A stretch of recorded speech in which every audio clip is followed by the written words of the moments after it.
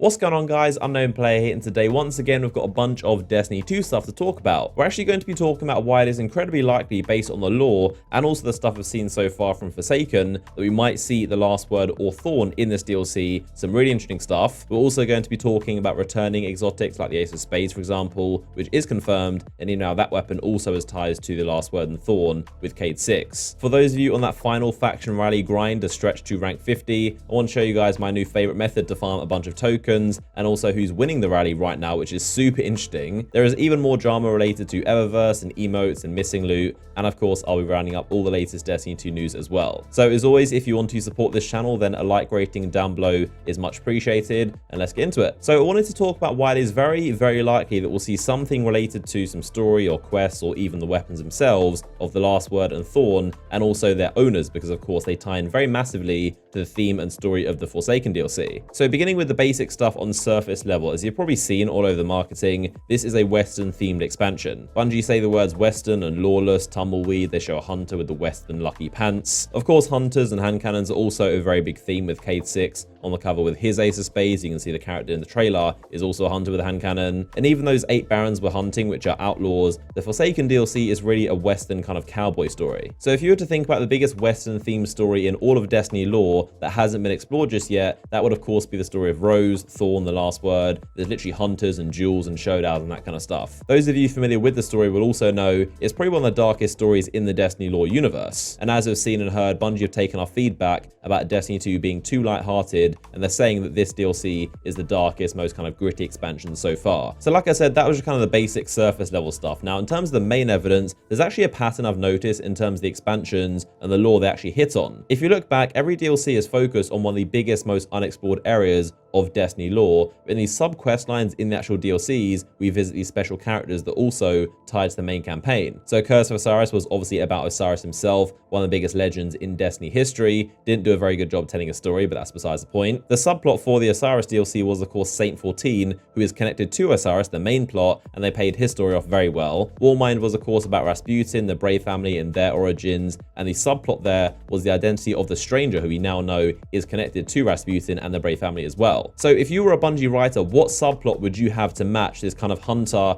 Western cowboy theme? It would 100% be the story of Last Word, Thorn, Dredgeñor, all of that. It is hands down the most legendary kind of hunter, gunslinger story in the entire game, and it also hasn't been explored at all in the game. It's very much untouched. So as a quick recap for those of you that don't know the story, essentially there was a guardian called Rezal Azir who was one of the first ever Titans. He was a good guy, but he ended up getting corrupted by a hive wizard, and his weapon called the Rose turned it into the Thorn, and he turned from Rezal Azir into Dredgeñor. So as this evil Dredgeñor, he went around killing people, doing a bunch of evil stuff, and also murdered the original owner of the Last Word weapon. Then someone called Shin Malphur, who actually knew the owner of the Last Word, took up the Last Word, went and killed Dredgeñor in a showdown, and got basically revenge. As a fun fact, Shin Malphur during this showdown, the way that he killed Dredgeñor was by casting the first ever golden gun. He had the Last Word of course, and he basically just turned his super energy and activated a golden gun, and his Last Word turned on fire. That is why the golden gun model is the Last Word hand cannon. Of course, the rapid fire golden gun does use the same animation and model of the Last Word, so technically it isn't a game, just on fire. But the Thorn is a bit of a weird one. Like I said, I think it's a lot more likely we'll see the Last Word return than Thorn, in my opinion. We know how much Bungie love bringing back exotics from Destiny 1, so it wouldn't be a surprise. And of course, the Thorn and Last Word are so fan-favored, I don't think many people will be unhappy to see them return. But again, the Thorn, I just imagine, would cause a lot of Crucible balancing issues. I don't think Bungie would bring it back with the burning, or it would be very weak if it did come back. And I also don't think Bungie would want to bring back this kind of pathetic nerfed version of Thorn as well. So I do think the Last Word is a lot more safe and likely. And again, the animation of it firing and even the weapon model is technically in the game with the golden gun. The Last Word of course is the original OG of the Tex Mechanica Foundry. So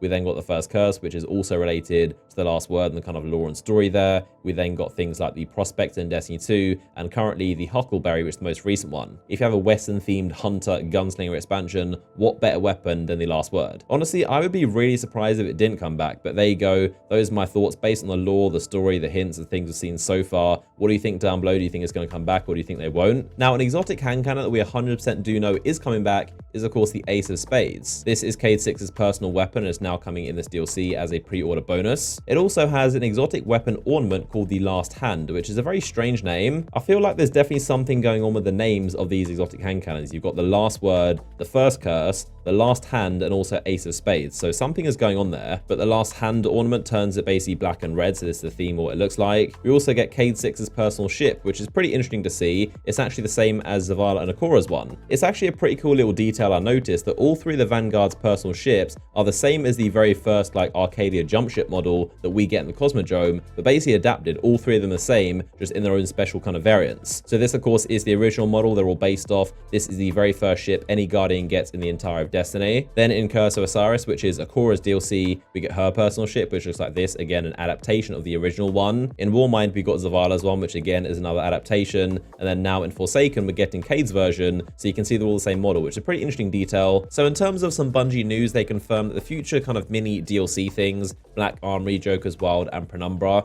those are going to have new raid layers. Bungie are being very vague about them, but so far they seem to be the equivalent of around $10 expansions, and of course they do have about similar amount of content. So it's kind of like Curse of Osiris and Warmind, just minus the big campaign and also minus a brand new destination. They're probably going to be kind of expansions or even existing locations we have right now. The big difference though is of course we're getting 3 of these smaller DLCs as opposed to 2 of the kind of medium-sized DLCs we're normally used to. I've seen a lot of confusion around the roadmap and stuff seen on that, and definitely the kind of idea of do I have to pay for stuff that should have been in the game from day one, and the answer is pretty much no. Obviously it's down to each person, but for the most part everything that should have been in the game at Destiny 2 launch is actually free and isn't going to be charged at all. You don't need Forsaken for it. So even though a lot of the talk is around Forsaken, which all launches at the same time, I just want to clarify there's a big difference between the free stuff, which is honestly the most important things like the quality of life updates, and the kind of paid stuff like the new raid, the new locations and stuff like that. But like I always say, you definitely do not need to buy Forsaken. There is no need if you're on the fence, if you're unsure, just wait until the free update comes out, try it out, see if you like it. I try to just keep you guys informed and tell you information, but I never have and never will tell you guys to buy anything, because that's of course up to each person what you want to spend your money on. It's definitely worth waiting until Bungie reveal more info at E3, like the pricing and what's included, and then maybe you can figure out what you want to do. Now moving on to some faction rally stuff, it does seem that Bungie may have avoided a kind of big drama and more controversy around even more emotes and bundle packages. So of course we all know recently was the Iron Banner thing where you could only get this Iron Banner emote from Eververse and not Iron Banner itself. Obviously it didn't go down too well, none of us were happy about it, but it seems Bungie kind of avoided another one of those situations. Some of you might remember before Faction Rally, I mentioned how there were 3 emotes tied to each faction, so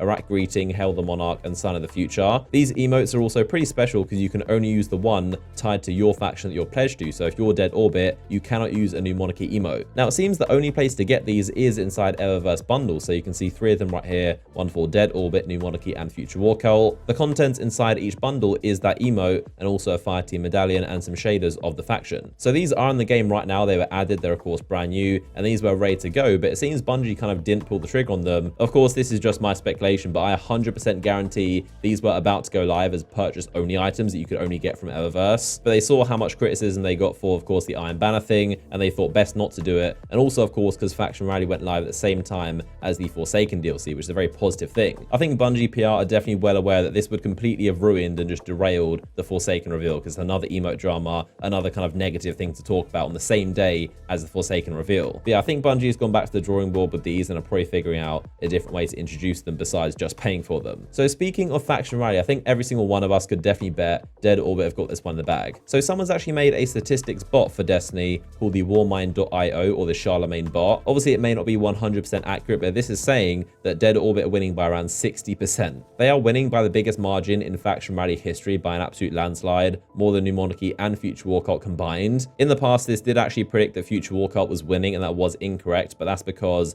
they tracked the kind of Guardians signed up to this website. Now the developer of this bot and the tracking service is saying this should be 100% accurate. So whatever way you look at it, Dead Orbit is absolutely destroying this rally. Now in terms of my own personal favorite way to get these tokens, for those of you guys looking to get that final stretch to rank 50, I've done a lot of testing and tried out lots of different methods, but my hands down favorite has got to be Titan. I know a lot of people like the European Dead Zone because the lost sectors are super easy, but honestly the difficulty of lost sectors is not what's important. The efficiency of Titan is just definitely way higher than anywhere else. Everything is super close together and everything happens, like I said, in kind of a loop, so you can just go around infinitely. There's always something to do. Also, the lost sector difficulty is not a thing because the classic lost sector with the Ogre is probably the easiest one in the entire game. It is just one big room, you go down, we're all very familiar with it by farming it, but even with 5 renown, it is just not intimidating. You go down with your linear fusion rifle, just snipe the boss, and then go get the chest is really easy. After like an hour of play, you'll really get into a rhythm, and there'll be a perfect flow of getting renown and then spending it in Lost Sector and just kind of constantly going back and forward. You just become an expert of where everything is and when everything spawns, and everything is just so close together. It is really easy, honestly. Also, as a pro tip, if you have 4 renown, it's actually more time efficient to go to Lost Sector and loot it with only 4 and get the 8 tokens. It's way quicker than actually wasting time, like 5 minutes, getting 1 more renown. Looting with 1, 2, or 3 renown is not time efficient at all, but if you have 4, that is the perfect sweet spot. Obviously 5 if you can, but don't waste another 5 minutes just to get 1 renown, which is the equivalent of 2 tokens. In the time that you spend getting 1 more renown, you could have gone to Lost Sector, killed it, and come back and got even more, like 2, 3, or 4 renown again. So hopefully that's helpful to you guys. Of course, let me know how you get on. I also want to know what rank you right now with your faction, if you hit 50 yet, or you're still on the way. But of course, that is going to do it for today's video. As always, if you enjoyed it and found it helpful, if you learned something, then a like rating down below would be massively appreciated. It helps me out a ton. I'm actually getting on my flight to E3 in just a couple hours, so of course out there